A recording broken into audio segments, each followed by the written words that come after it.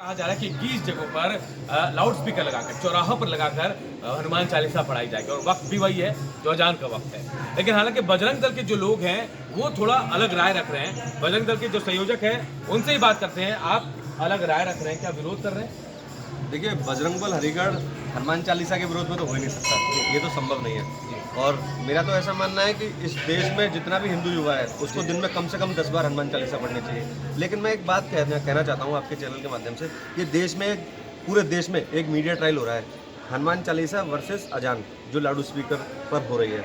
ये क्यों हो रहा है और ये आपको नहीं लगता है सांप्रदायिकता को बढ़ावा देने वाला है? अगर एक ही समय पर एक ही जगह हनुमान चालीसा और अजान दोनों होंगी तो लोगों में आपस में भेदभाव नहीं बढ़ेगा, लोग लड़ेंगे नहीं, सड़कों पर नहीं उतरेंगे।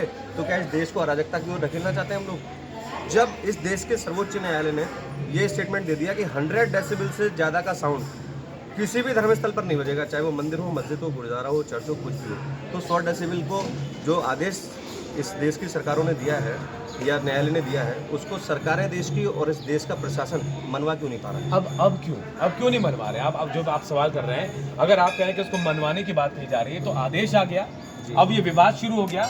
अभी तो सही वक्त था बैलेंस करने का, अब क्यों नहीं हो रहा है? देखिए, मेरा तो यही कहना है कि ये इस देश की सरकारों को, प्रशासन को मनवाना ही चाहिए। और अगर नहीं मनवाना चाहिए, नहीं मनवा पा रही हैं, तो फिर देश की सरकारों और प्रशासन बता दें कि हम भीड़तंत्र के आगे नतमस्तक हो चुके हैं, जैसे सीए आंदोलन में देखा गया।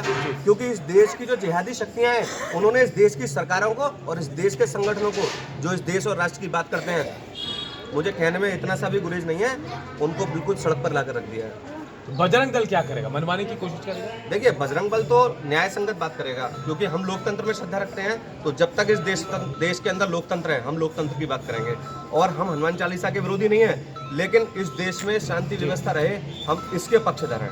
हम नहीं चाहते कि अलीगढ़ की सड़कों पर सीए ऐसा दंगा हो और फिर कोई हिंदूवादी जेल चला जाए। चलिए, लेकिन इसके लिए जैसे आप डेसिबल की बात कर रहे हैं, 100 डेसिबल, आप जाएंगे प्रशासन के बाद, मांग करेंगे उनसे? जी, हमने अखबारों में कल प्रशासन से मांग की है। आवश्यकता पड़ेगी तो हम भारी संख्या में प्रशासन के पास जाएंगे और उनसे कहेंगे कि इस देश के न्यायालय ने जो आपको करने के लिए बोला है वो आपको करना पड़ेगा, क्योंकि इस देश की शांति से बड़ी कोई बड़ी चीज़ नहीं है। दूसरी बात, एक चीज़ मैं आपके चैनल के माध्यम से और बता दूं, ये भारत नहीं, इस पूरे विश्व की जो जिहादी शक्तियाँ हैं और प्लस अमेरिका, ये सब मिलकर भारत का जो विकास है उसको रोकना चाहते हैं। जो भारत के विकास का पहिया उसको रोकना चाहते हैं। जो मोदी जी, योगी जी जैसे जो लोग इस देश को आगे ले जाना चाहते हैं, उनको रोकना चाहते हैं। और ये एक षड्यंत्र है। इसके लिए बड़े स्तर पर फंडिंग हो रही है, और वो केवल फंडिंग इसलिए हो रही है कि कैसे भी इस देश के अंदर गृह युद्ध हो, और इस देश को गृह युद्ध की ओर ले जाने में कम से कम एक बजरंगी का योगदान नहीं होगा। हम कोई ऐसा काम नहीं करेंगे और ना होने देंगे, ना किसी को करने देंगे जो इस देश में अराजकता पैदा करने वाला।